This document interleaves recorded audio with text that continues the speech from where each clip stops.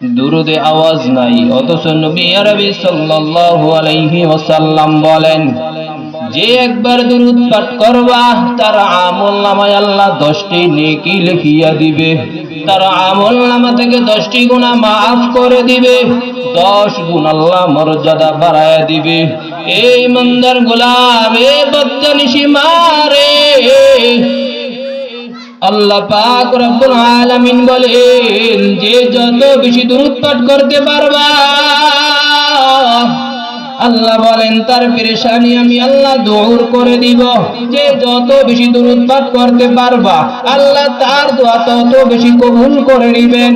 যে যত বেশি দুরূদ পাঠ করতে পারবা, নবী আরবি সাল্লাল্লাহু আলাইহি ওয়া আলিহি ওয়া সাল্লাম বলেন, যার দুরূদ যত বেশি হবে রে, তার সাথে আমার নৈকট্য তত বেশি হবে। এজন্য দুরূদ পড়া দরকার আছে না?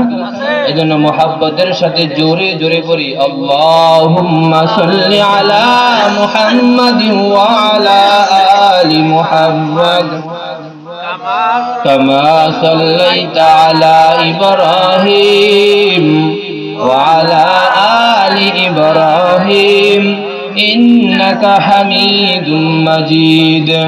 আল্লাহুম্মা বারিক আলা মুহাম্মাদিন ওয়া আলা আলি মুহাম্মাদ কামা বারাকতা আলা ইব্রাহিম ওয়া আলা আলি ইব্রাহিম ইন্নাকা হামিদুম মাজিদ।